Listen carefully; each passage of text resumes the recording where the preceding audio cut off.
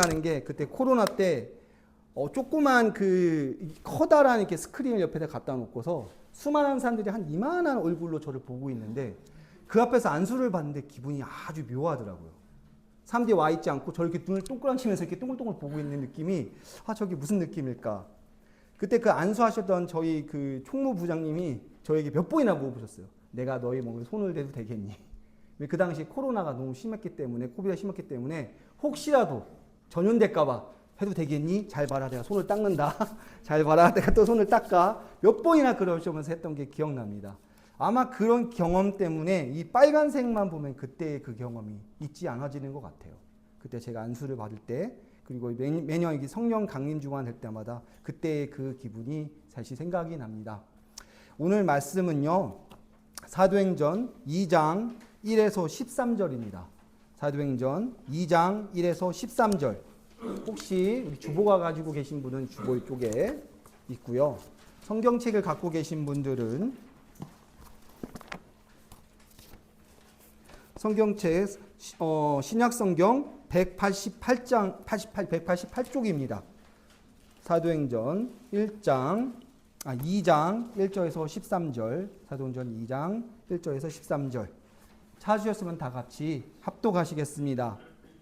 오순절 날이 이미 이름에 그들이 다 같이 한 곳에 모였더니 후련히 하늘로부터 급하고 강한 바람 같은 소리가 있어 그들이 앉은 온 집에 가득하며 마치 불의 혀처럼 갈라지는 것들이 그들에게 보여 각 사람 위에 하나씩 임하여 있더니 그들이 다 성령의 충만함을 받고 성령이 말하게 하심을 따라 다른 언어들로 말하기를 시작하니라. 그때에 경건한 유대인들이 천하 각국으로부터 와서 예루살렘에 머물러 있더니 이 소리가 나매 큰 무리가 모여 각각 자기의 방언으로 제자들이 말하는 것을 듣고 소동하여 다 놀라 신기하게 여겨 이르되 보라, 이 말하는 사람들이 다 갈릴리 사람이 아니냐? 우리가 우리 각 사람의 난 곳 방언으로 듣게 되는 것이 어찌 됨이냐? 우리는 바데인과 메데인과 엘랍인과 또 메소보다미아, 유대와 갑바도기아, 본도와 아시아, 부르기아와 밤빌리아, 애국가 및 구데네에 가까운 리비아, 여러 지방에 사는 사람들과 로마로부터 온 나그네, 곧 유대인과 유대교에 들어온 사람들과 그레데인과 아라비아인들이라. 우리가 다 우리의 각 언어로 하나님의 큰 일을 말함을 듣는도다 하고 다 놀라며 당황하여 서로 이르되 이 어찌 된 일이냐 하며 또 어떤 이들은 조롱하여 이르되 그들이 새 술에 취하였다 하더라. 아멘. 잠시 기도하시겠습니다. 사랑과 은혜가 풍성하신 살아계신 하나님, 거룩한 주일에 저희를 주님의 전으로 불러주시고 예배의 자리로 인도해 주시니 감사드립니다. 지금 이 시간에 우리의 마음을 다시 한번 뜨겁게 하시며 주님의 성령으로 인해 풍성한 생명의 복음을 받아들일 수 있게 도와주시옵소서. 단순한 말씀의 들음이 아닌 우리의 삶 속에 소통하게 도와주시옵소서. 다시 한번 주님의 영이 우리의 삶을 교통하게 인도하여 주시옵소서. 우리 주 예수 그리스도의 이름으로 기도하였습니다. 아멘. 저기 새로 오신 우리 성도님들 계신데 교회에 맨 처음에 오시면 어떤 게 가장 낯서십니까? 평생을 교회에 다니시던 분들은 이 말을 하면 왜 낯설지? 이렇게 보통 교행하세요. 제가 한 가지 예를 하나 드릴게요. 어떤 교회에 이런 일이 있었답니다. 한 믿음 좋은 권사님이 새 가족 한 분을 초대하셨대요. 그분 평생 교회를 다니시지 않으셨던 분이셨어요. 예배가 끝난 뒤 그분이 이렇게 말했다고 합니다. 예배는 참 좋았는데 솔직히 무슨 말인지 잘 모르겠어요. 원인을 물어보니 설교가 어려웠던 것도 아니고 찬양이 부족했던 것도 아니었고 기도가 부족했던 것도 아니었습니다. 문제는 언어였어요. 교회 안에서는 너무 익숙하게 했던 말들이 처음 온 사람에게는 너무나 낯설게 들리는 겁니다. 그 예로 은혜 받으세요. 시험 들지 마세요. 사명을 감당하세요. 믿음이 흔들리지 마세요. 였습니다. 오늘도 특별하게 우리가 말하는 성령, 이 부분은 아마 믿고 계신 분들도 참 어려운 언어 중에 하나일 겁니다.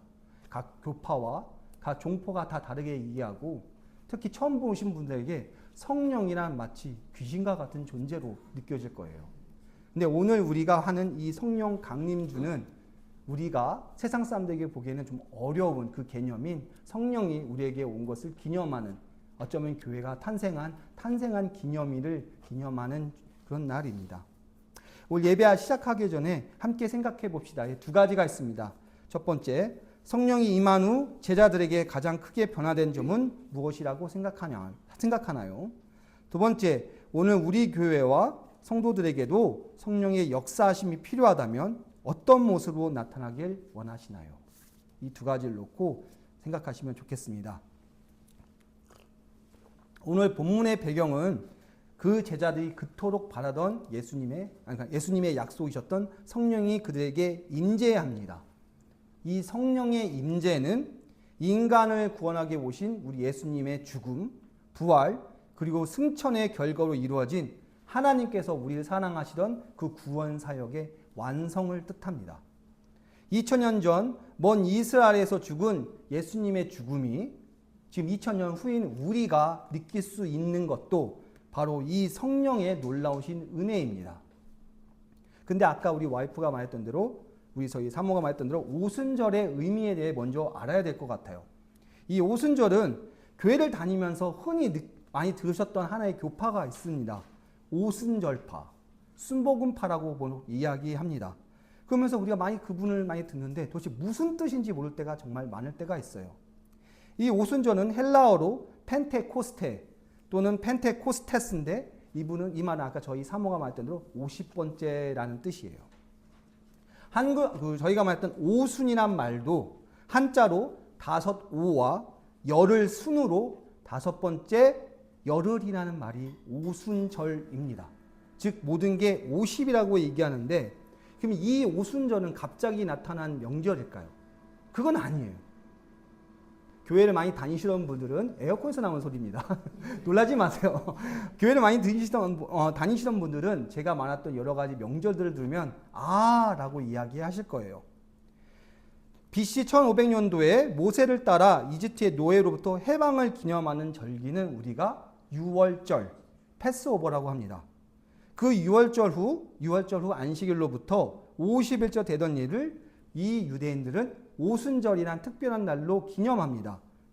이를 유월절에서는 보통 추수가 시작되기 때문에 이 추수가 끝난 이후에 7주 또는 50일 후에 지켜졌기 때문에 구약에서는 77절이라고 부릅니다. 또한 가나안에 정착한 후에는 보리 추수를 감사한다는 의미로 이 77절을 맥추절이라고 부릅니다. 즉 77절, 오순절, 맥추절은 같은 말입니다. 여러분 교회 다니면서 맥추감사절 흔히 많이 들으셨죠? 그 날이 바로 오순절이에요. 근데 이 오순절은 유월절, 초막절과 함께 이스라엘의 상대 명절입니다. 우리나라 같은 추석과 설레가 같죠.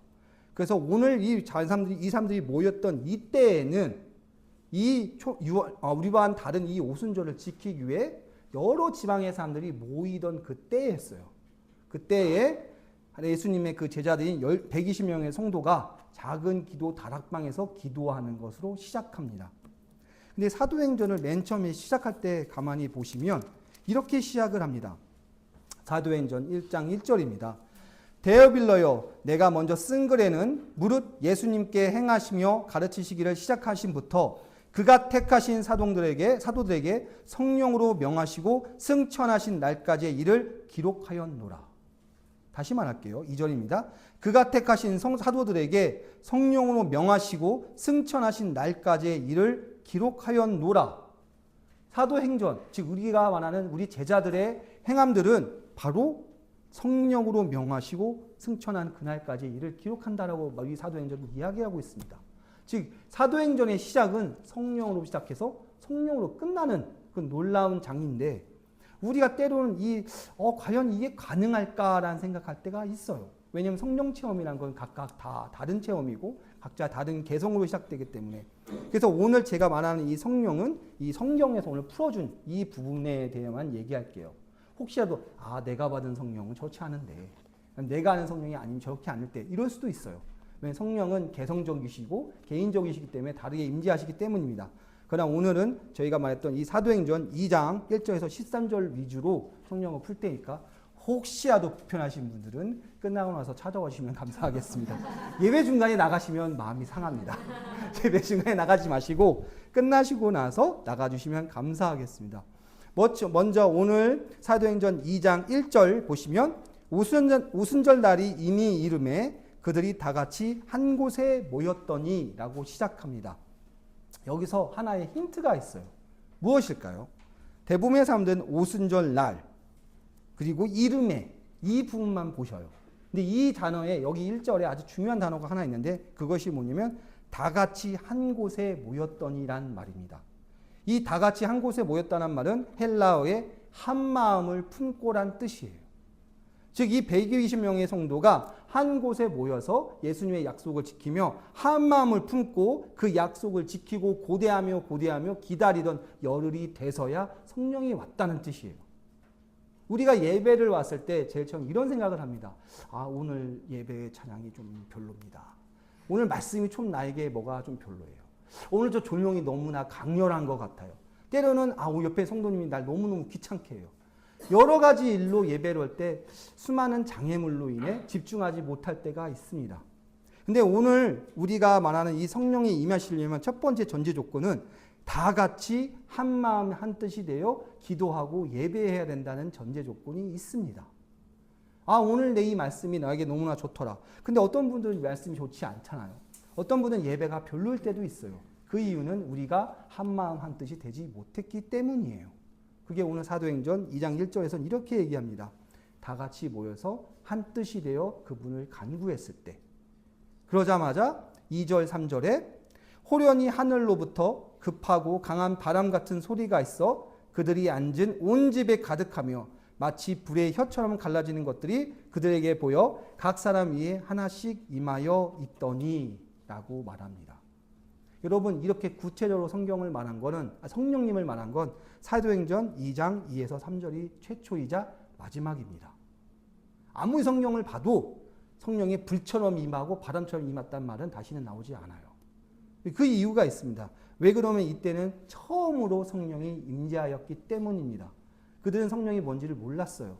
그렇기 때문에 보혜사 성령님과 같은 사람의 형식으로 아니면 또 놀라운 형식으로 임하였기 때문에 임할 필요가 있었기 때문에 호련히 하늘로부터 급하고 강한 바람 소리 그리고 불의 혀처럼 갈라진 것들이 필요했을 겁니다.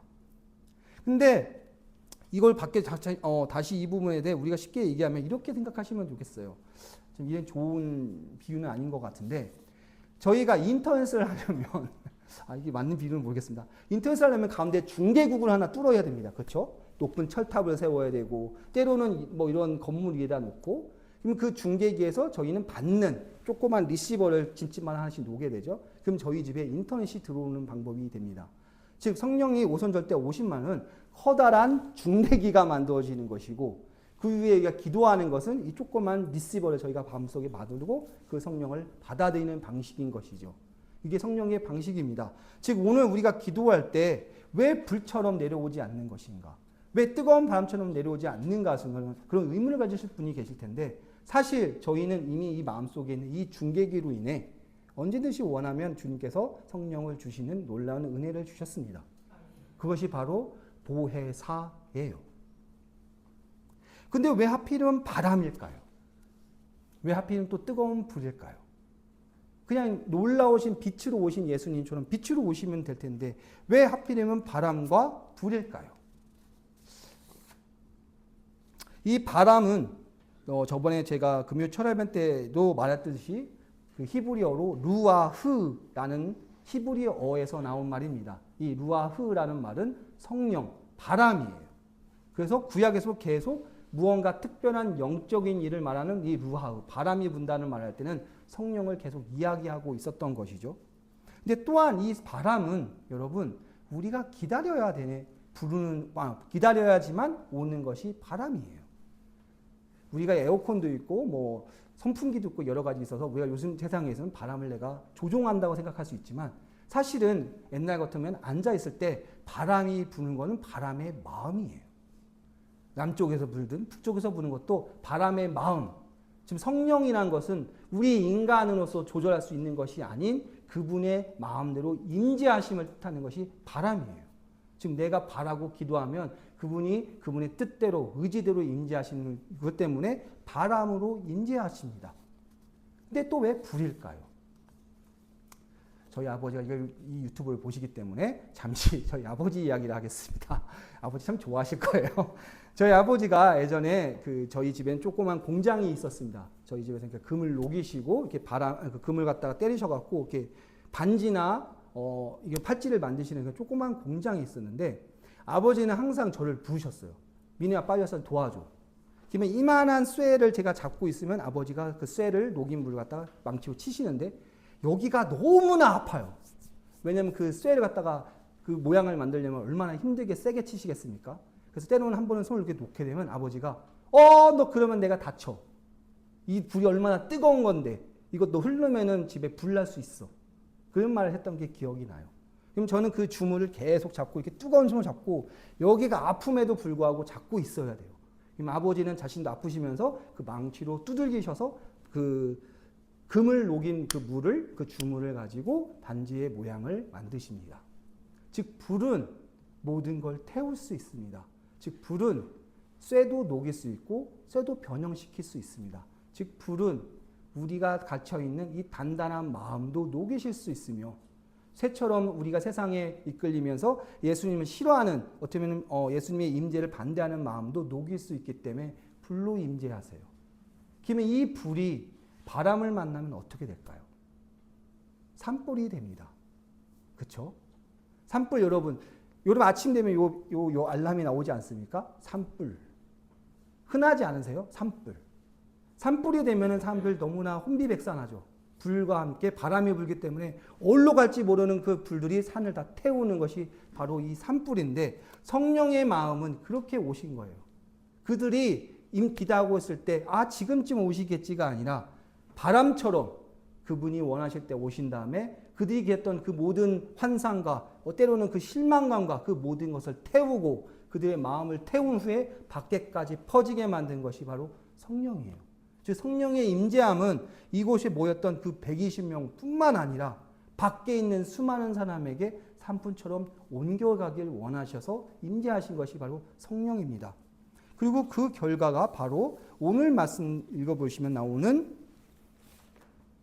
9절에서 10절, 11절입니다. 너무나 길기 때문에 제가 다시 읽지는 않겠습니다. 보시면 바데, 메데, 엘람, 메소포타미아가 나옵니다. 이곳은 지금의 이란, 이라크, 인도입니다. 유대는 지금 그들이 살고 있는 지역이고 그리고 감바도니아, 본도, 아시아, 부르기아, 밤빌리아는 소아시아로 불리는 지금의 터키 지역입니다. 구레네, 리비아는 북아프리카고 로마와 크레타는 지금의 유럽 쪽이고 아라비아는 그 말대로 아라비아 반도입니다. 즉 여기서 말하는 이 수많은 지역은 그 불이 성령이 산불과 같이 나왔던 것이 전 세계로 퍼짐을 저희에게 말씀하고 있습니다. 곧 이 모든 성령이 세상 끝까지 퍼질 것을 저희에게 말하고 있는 것이죠. 근데 이들의 반응이 참 독특합니다.